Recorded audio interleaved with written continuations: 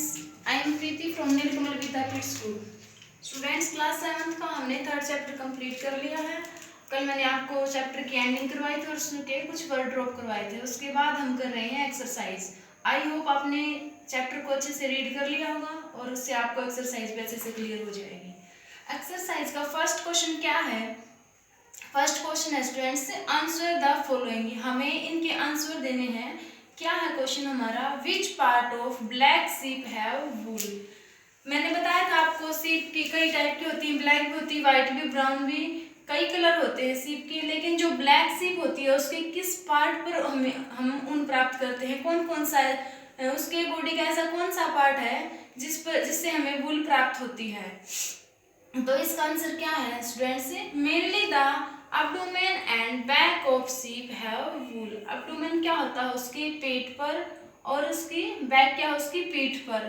कौन सा पार्ट हो गया? उसके शरीर के कौन से पार्ट पर हमें वूल प्राप्त होती है? पेट से और बैक से हमें वूल प्राप्त होती है। नेक्स्ट है, what is mean by white flash of lamb. हमें ये बताना है कि लैम्प के व्हाइट फ्लैश का क्या मीनिंग होता है। व्हाइट फ्लैश, फ्लैश मैंने आपको लेसन में कई बार बताया था। क्या होता है फ्लैश? हेयर। क्या होते हैं? Hair. White fleece refer to the white hair of lamb that is used to make wool.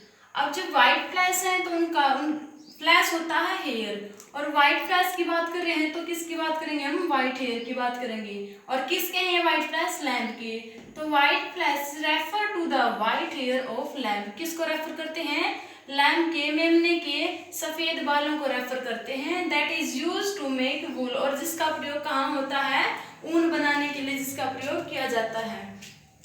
Question second देखिए क्या है? The silkworm, silkworm is a caterpillar, A larva, choose the correct option.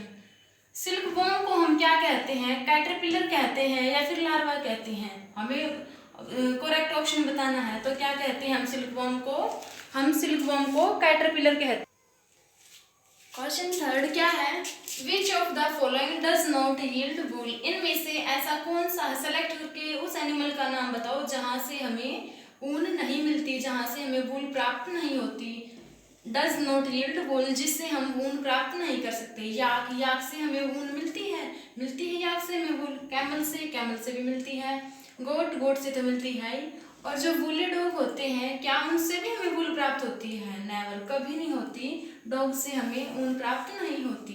तो इसने यही पूछा था कि ऐसे एनिमल का नाम बताओ इनमें से सेलेक्ट करके जो हमें वूल नहीं देता हो। तो क्या आएगा आंसर में? Woolly dog. क्वेश्चन फोर्थ है, what is mean by the following term. हमारे पास 3 टर्म गिवन है। इन तीनों टर्म का आंसर बताना है कि क्या मीनिंग होता है इनका। रेयरिंग, रेयरिंग कई बार पढ़ा हमने लेसन में। क्या होता है rearing? To bringing up and looking after the sheep is called rearing. क्या होता है स्टूडेंट्स कि हमें अगर हमारे पास सीप होती है, उसमें से हम वूल प्राप्त करते हैं। वूल प्राप्त करने के लिए हम क्या करेंगे? ऐसे सीप को सेलेक्ट करेंगे जो हमें सिर्फ फाइन हेयर देता हो। और क्या करेंगे? उसको सेलेक्ट करके ऐसे सीप को सेलेक्ट करने के लिए क्या करेंगे? सबसे पहले उसके पेरेंट्स को सेलेक्ट किया जाता है। उसी टाइप के पेरेंट्स लेके आने पड़ते हैं सेलेक्ट करके। तो सबसे पहले हम उनके पेरेंट्स लेके आएंगे, फिर बेबी का बर्थ होगा, उसके बाद उसकी जो बेबी है उसकी देख रेख करना, उसको प्रॉपर एनवायरनमेंट प्रोवाइड कराना। क्या होता है? मीन्स उसको अच्छे तरीके से उसको पालना। क्या कहलाएगा? रेयरिंग। रेयरिंग क्या है? शिप को पालना। नेक्स्ट है शेयरिंग। शेयरिंग क्या होता है? To obtain wool and fleece of the sheep along with a thin layer of skin is removed from its body.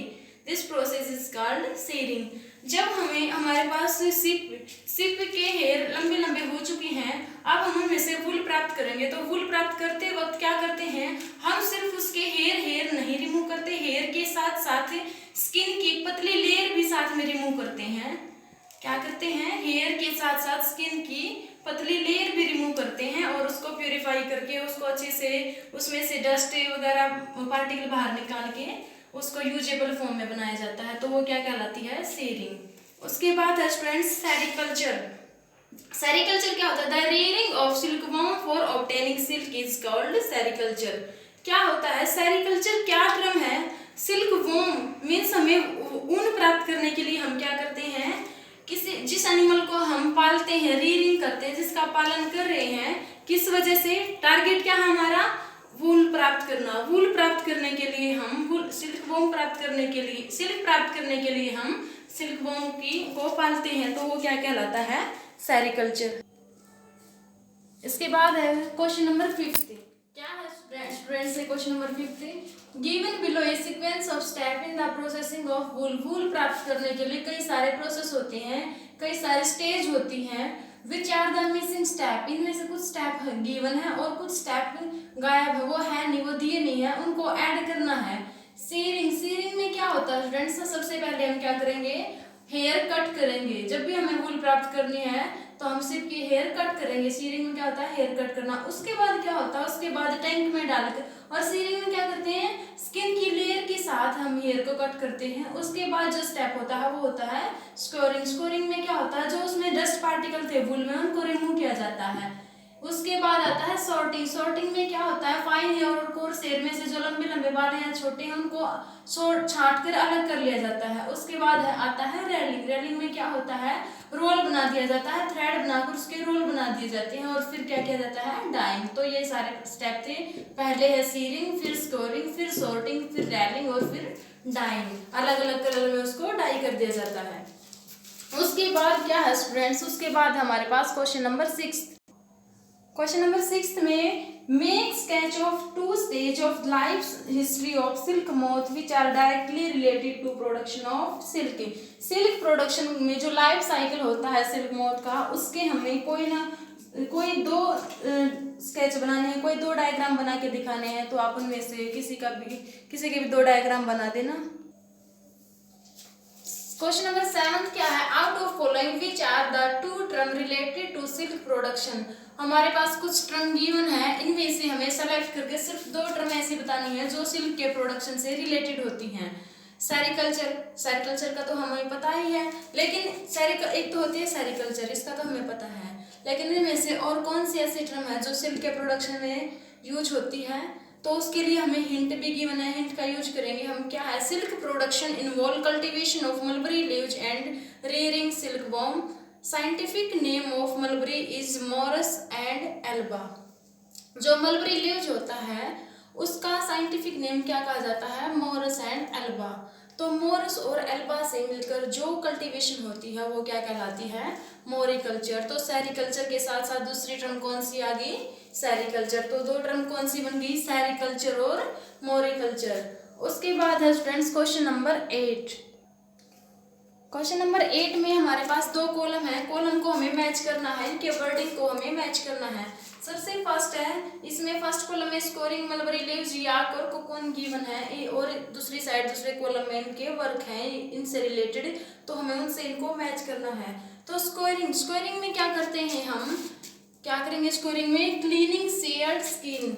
जो डस्ट लेयर के साथ हमने हेयर रिमूव किए थे उसको क्लीन करेंगे। स्कोरिंग प्रोसेस क्या होती है, उन डस्ट पार्टिकल को रिमूव किया जाता है।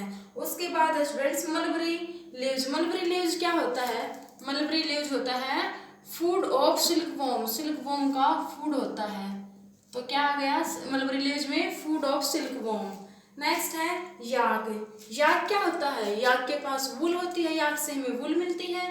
याक क्या है, वूल यील्डिंग एनिमल। कैसा है, ऐसा एनिमल जहां से हमें वूल प्राप्त होती है। अब बचता है कोकोन। कोकोन में क्या है, कोकोन क्या है, yield silk fibre. Cocoon silk fibre given देने में सबसे मेन रोल किसका होता है, कोकोन का।